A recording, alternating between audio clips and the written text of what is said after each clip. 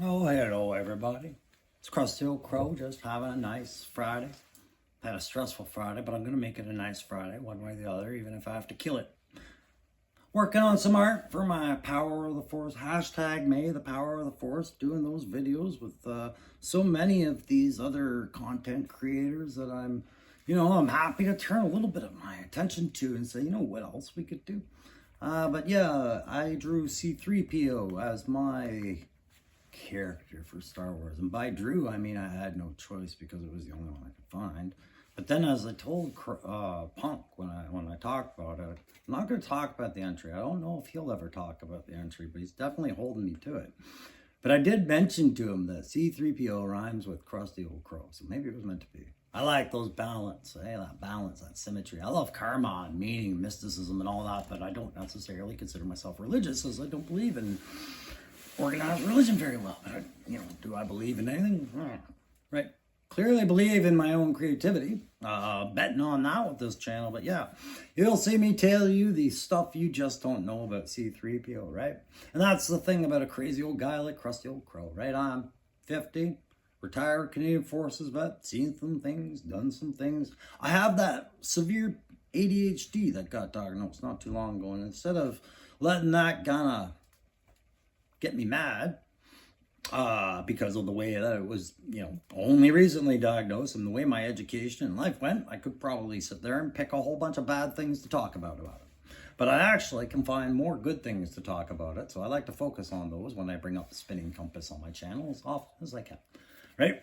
Spinning compass has a meaning to me, and that's the meaning. It's about ADHD and, those moments where we find ourselves a little lost in a situation maybe we ourselves created. I think we as content creators have always had some of that, right? And there's a lot of ADHD in this community. You don't want to believe me, maybe, but you can see it. Once you know about it, you can see it. It's like dogs. They can smell their own.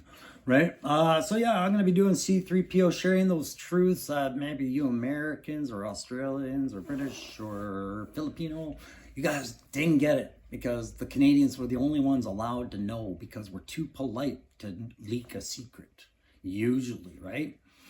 Some Canadian YouTubers are polite enough to let you in on theories. I'm like that sometimes too. Right? And sometimes those theories can be misleading, so I have to be careful, but I have to be doubly careful because I am a soldier of 25 years, and I stand by certain hardcore rules. With a guy like me, when something's a rule and I take to it, well, you're going to have a hard time telling me why that rule shouldn't be applied, right? And I see a lot of rules I've learned that can be applied to my channel and YouTube that would help me stay organized and help me make this the channel I want, right? Discussions are a big one, community is another one. Those are things that military helped teach me had major advantages, right? But full disclosure, guys, OPSEC, I feel bound to OPSEC. So when I tell you the story of 3PO, it's because, now that he's gone, the caveats and all the disclaimer, like all the legal gobbledygook, the secret stuff, it's been released to us Canadians to share with you, and I'll do that. But I also got to do it with G.I. Joe, and tonight I'm going to do this in the means of throwing off our secret AI program that's watching us former Canadian veterans that talk about G.I. Joe. I'm going to throw it off by, instead of actually just showing you pictures of it all, because I have some on my hidden cameras, I'll show you a reenactment of it, and that way they won't catch on. So we're going to do a little bit of Theater of the Crow today, and I'm going to explain to you this 1997 scene from Camp XYZ in the base area of P-Town, an anonymous city, given an alias, in Ontario, where a lot of soldiers Canadian soldiers would start their career. But those of us exclusive elite that knew that the Joe secret headquarters was actually there, there's your first one. Watch, be careful. They're listening, and I don't want to reach too much OPSEC here, but I happen to know the nights when things were going on in that town because, the Crow is such an amazing soldier. Within 3 days of arriving at that base, that they knew I was the one guy that they would tell all the intel to, and then let me decide who should know it, the base commander or the police or nobody, right? I remember things clearly of those times, guys. So, I mean, if you're going to hit me up with a debate on where the Joes were at that time, that's fine. Just understand I'm going to make a fool of you because they were in P-Town at Camp XYZ. In fact, I know this because I was at the very 12th Duke week, right? The very 12th one. And I remember this one because it was just another one of these incidents where Duke got killed by a very negligently thrown stick shaped like a cobra snake, or cobra snake shaped like a stick. But that's a real pandemic in P-Town. There's cobra snakes that turn into sticks everywhere. And, sometimes the track of one of the tanks will pick it up and it'll fling it. And if a Duke's not careful, he'll. But, they tried to touch on that in the movie back in the day, but audiences aren't ready to accept everything about the life of Joe and the regular common soldier, right? So, we lost another Duke to the Cobra P stick in P stick area, the Cobra stick, pardon me, in P-Town. God, this is hard, I remember it all, but sometimes the names become irrelevant when they're under aliases all the time. But this is what it takes to keep this stuff safe from you guys, you sheeple who run with every rumor you hear about G.I. Joe.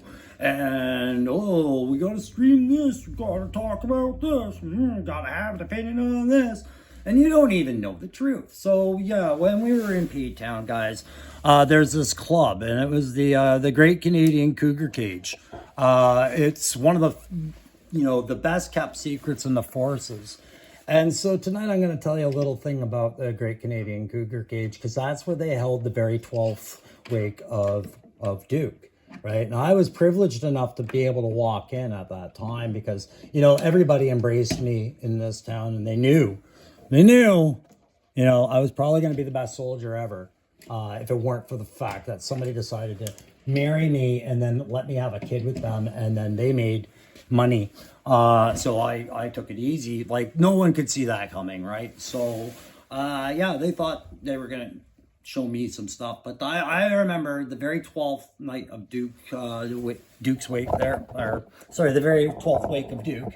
If you were to go to the street just outside the club, you would have seen guys looking for it because the entrance was never marked, right? It was always like we'd put a trash can in front of it, or we'd put, they'd park an old MP car in front of it, and new guys would look around, right? Like new guys coming into P-Town, they'd be like, "Hey man," and they'd look at the bouncer there, and they'd be like, "Hey man, can I get into the Cougar Cage tonight?" And he's like, "What's the secret password?" And there was always a secret password, right? And I remember back that particular night on the 12th wake, 12th Duke's wake, the password was definitely, it was my what was it? I'm trying to remember. May the power of the force. Remember, that was the password of the night. Oh, there it is. Yeah, this guy's got it. And so he was ready to go. But this guy, he had given him this one, and it was May the overly serious minimal interest review focused on quality control and money. That wasn't the password that night. So I remember this guy leaving, right? So, this guy got in that night. I did see him, but I don't think he was having a good time. He's so tall, a lot of people wanted to fight him. Anyways, the bouncer, he knew enough to let me in, right? But I remember these two guys too. They were trying to get in, but the bouncer kept telling them, it's like, it's around the corner, it's up the road. So whatever. And I remember this guy because I'd seen a bunch of this guy in the club the week prior, but they were clowning around. They were supposed to just hang out in the background because while they looked like regular Joe type soldiers, like here at Camp XYZ that we were working with, what he was actually a cadet. And he was just a very old cadet. And so he started bringing his buddies around, and then the bouncer had to make a call like, "No, man, camp, no, that bar closed. You guys just best go stay in your quarters and get ready to go back home to mom and dad later. And they're like, no, man, we can gel. We're all Army here. And we're like, no, little cadet, it's cool. It's cool that there's no bar. But yeah, you know, there's the duty driver's bike. He had come this particular night because the actual Joe CO was at the wake, right? Like Hawk was there. You know, Hawk on Fridays is a different kind of guy when he cuts loose a little bit. And, you know, having a good old wake for Duke was always, you know, one of the few things that always got Duke, to Hawk to cut loose a little bit, right? So as you went down, right, you know, we had two bands in P-Town. We had Cold Slither that would show up, but they were from out of town. The guys didn't really like them that much, but they were definitely the more talented band, I'd say. Yeah, it wasn't anything against this band that you see. This is a Roadblocks band that they threw together. It's actually his like fourth or fifth band, but his first two bands kept using the letters Triple C. It was called like Triple C, and it would be like you know, I don't even know what all the time. It was Creedence Clearwater Custom or something. I don't remember, but just recently that band had to disband again because of some sort of legal name issue about Triple C, right? I know the Crusty Old Crow was doing T-Triple-C, so the legalities got bound, and you know, the actually Roadblock thought he was going to win that one, Marvin did, but he didn't end up really winning it, and the bands all got frustrated, all the talent left, and he got stuck with Clutch and Flint and Bomb Strike for this new band, right? So it's let me just, sorry, I gotta put this camera on the stand so that it doesn't fall here, guys, because it is an amateur channel. This is just me getting warmed up to tell you the other truths I know for Power of the Force, but I thought I'd start today with just telling you the truths I know about the Joe stuff, right? So this all comes as part of my special that I'm thinking about starting about the Crows, G.I. Joe exposed after the Deke. It's a hard look at what occurred behind the scenes after Joe was actually decommissioned, and it was occurring in actually 96. So by 97, they were a little bit different than what you guys knew. And Camp XYZ in P River, this particular night, Chef Marvin and his band was playing this band. You know, they had to get away from those seas. This band's called Laughing Throat Punch. You know, Marvin insisted on that name.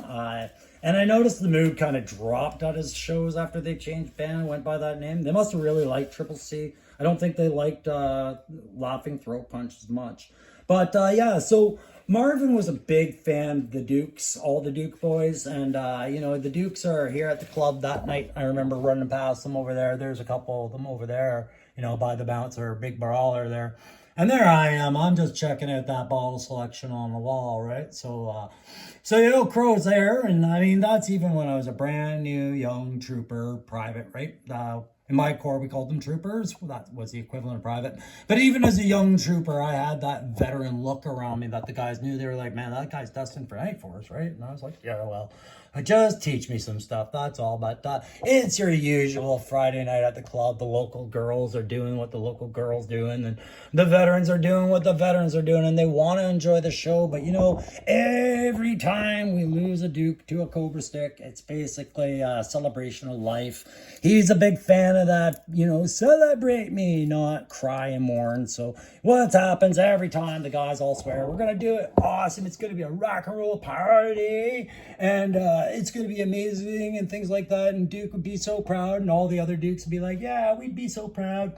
And it just always turns into one soppy moment because everybody starts drinking. And then, you know, what happens when soldiers get drinking? They all get a little, yeah, but I love you, bro, right? And like General Hawk started getting, you know, General Hawk was there that night. I remember seeing him. And I saw the duty driver having to carry him out because Slaughter, you know, he's a dickhead of a bouncer. He doesn't like let things go. You even start looking like maybe you might puke on the dance floor, like just maybe, and he's throwing you out. And so Hawk, you know, like, okay, yeah, he puked on the dance floor, but I mean, he was the only one on it. And so the duty driver had to come pick him up and get him out of there, right? But there was another thing going on that Slaughter wasn't seeing, that even Brawler wasn't seeing, because he's too busy worrying about his like attention getter girlfriend of the week that wanted wanted to get up on the speaker and make it clear she's there with the bouncer. Watch me dance. Like, share, subscribe my dancing. Oh, there's the MP that's always posted inside that club waiting, right, for all the drunk drivers. So many in P-Town. But yeah, none of the bouncers saw it, but I mean, it was my fault. I had some of the foreign dignitaries with me because even as a private, they knew that I was probably going to be the face of the Canadian Armed Forces and G.I. Joe one day.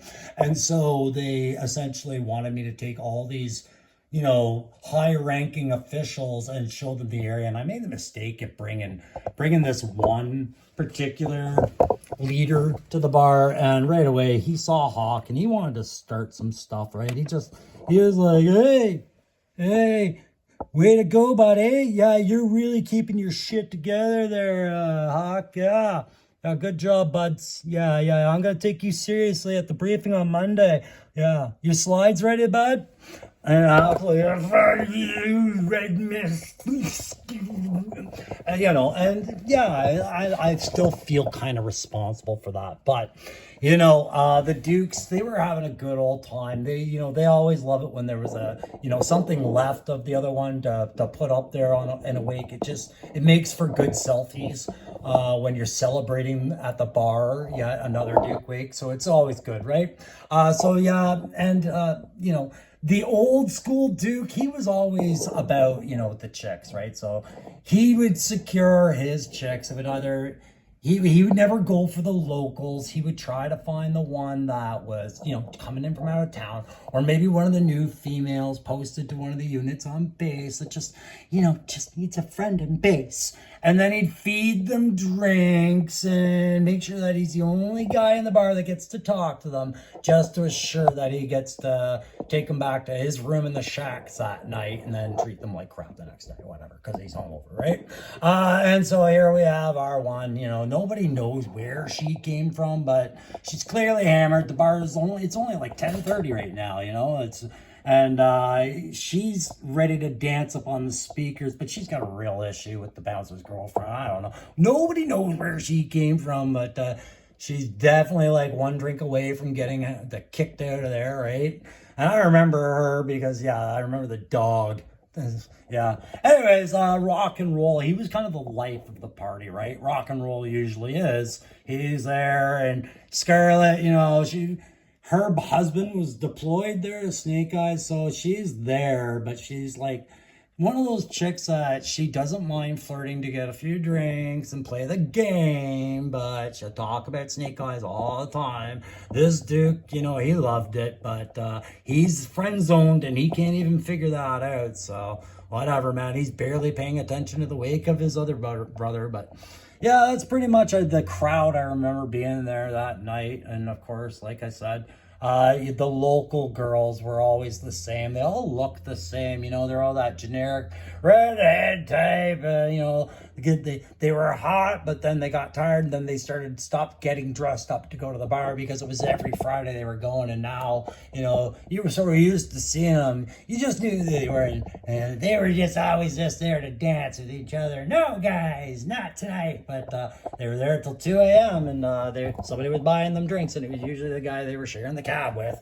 But they're starting off, you know, getting their attention, trying to compete. Oh dear, it's a jumping night at the club. But there's Rock and Roll's band. Well, not Rock and Roll's band. It's his Rock and Roll's favorite band. He's got weird taste. Most people here prefer Cold Slither because they actually rehearse, whereas Marv insists on improvising everything and just assuming the band will catch on. But Clutch is all right with the guitar and things like that. But when he talks about himself playing the guitar, he keeps trying to talk like he's a veteran, and he's only been playing for 5 years, and he's only had professional lessons for one of those. The rest was just him practicing and listening to a lot of music and thinking he understood guitar.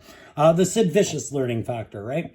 And then Bomb Strike, she's relatively new, wanting to fit in, but she's kind of overdoing it. Instead of bringing a bass, she brought a cello, and she's trying to bring a new feel to a band that clearly, you know, this is Marv's band. He's Big XL, the notorious BIGDIC, right? So it's just like, yeah, man, like, I don't know how much longer this band's going to be around for, but they're there. And then, of course, Flint Flynn was the regimental drummer for quite a while, and Marv felt sorry for him, so he put him in the band because Flint can play drums, but Flint is often, not paying attention to the right details and stuff like that, and so, half the time he's forgetting his ballistic eyewear, and that's prescription ballistic eyewear. So that scar from the eye to the cheek that everybody sees on Flint that they think is combat related was actually it's a drumstick injury. He's got zero depth perception. So anyways, I remember going to that night, bringing that foreign officer in there, and he was starting shit with the general. But I remember, and I'll never forget, guys, the eulogy of the 12th Dick, the 12th Duke, pardon me. The eulogy of the 12th Duke, it was different than usual weeks we had for Duke back then, apparently, and I was learning this back then. It was actually it was very interesting because this one Marv was taking seriously their roadblock. I don't think he was managing well with the loss of Duke. So he insisted that before the third set started that he was allowed to just say a few words about Duke and about how Duke went, and they just resonated with me because I've never heard a soldier speak with such reverence and passion, and it seemed familiar and everything like that. And I thought I had heard it before somewhere, so I just listened to how it went, and it sunk in with me. And I actually have it tattooed on my entire back, from basically the shoulder blade all the way down to my ankle, this eulogy that he gave for Duke, because I thought it was perfect. And so the eulogy, it basically starts off with, dearly distracted, we are gathered here today. Never mind. That was the few. It's dearly distracted. We are gathered here today to play in this box with a light. Electronic floor lights. That means dual purpose, and that's a stretch and a dime. And I'm here to tell you, there's something else. It's got a lid. This gave some crows some happiness. Man's having too much fun, day and night. So if you know how this crow's getting its thrills, then this damn thing's definitely airtight. I don't know how much time is left, and I tell you to let his mind, his body, his soul, cause inside it's much harder to get there. What up, girls? All right, you on your own, cause inside it's much harder to breathe. And if my Tiger Force version come around, come save me. Keep these Oakleys around. Don't let me go like Duke by no snake. And I forget how the rest of it goes, but man, I was like, don't let me go by no snake. It's got a lid. These were the words of great leaders of our time. I remember Patton quoting about things about a lid. So that always resonated with me, guys. And I later found out that he wrote that song with Craig Robinson right before they did the sequel to Hot Tub Time Machine. So there you go, guys. There's a little Joe theater for your Friday. Just keep things relevant. It was a bad day. My son came home with a suspension. I was really mad. It delayed me from doing some videos. I wasn't mad at my son, guys. I'm mad at the school system sometimes, and just where a teacher might pretend like they're handcuffed, where they think they've read a situation. And then once I looked into things, realizing that, sometimes you could resolve the escalating situations by just applying a little perspective and asking a question or two. And I think both parties failed today. It really set my schedule back. So now I got to get into my great rock and roll swindle. Great rock and roll swindle, Jack Snyder cut. Oh, can I get sued for a Snyder cut? I should also say the other reason I was doing this, again, to get ready for my Power of the Force entry, because it's on the same day as Monday Night Ramblings with Punk. What I was doing there was just some little practice, showing you guys, maybe you don't want to predict the Crow's entry on C-3PO, because I don't know if you can. And Punk, I know what you said to me about staying with, in that vein of thought. When I sent you that, I didn't think about where you were in Detroit. But there's a commitment here. to tell the 3PO truth, and I'm going to do it. So guys, hashtag May the power of the Force. There's 31 of us, if not more, by the time this thing kicks off. It all starts with Han Solo, all right? And Han Solo's going in with Punk, giving that one out. And then, but I mean, I drew May the 6th, 8 p.m., 1 hour before Punk's Monday Night Ramblings. I will be doing my C3PO thing. This was practice. It was kind of fun. All right. Hit me up in the comments, like, share, subscribe. Don't forget, if you want to be a content creator that shows up on a dry run show like what I'm doing with the, the Crow's Nest stuff, and I've had a couple of guys ask about it, and I'm going to get back to you probably tonight. Yeah, hit me up. I've given you the contact information, and my last video talked all about it. I will see you guys soon. Bye.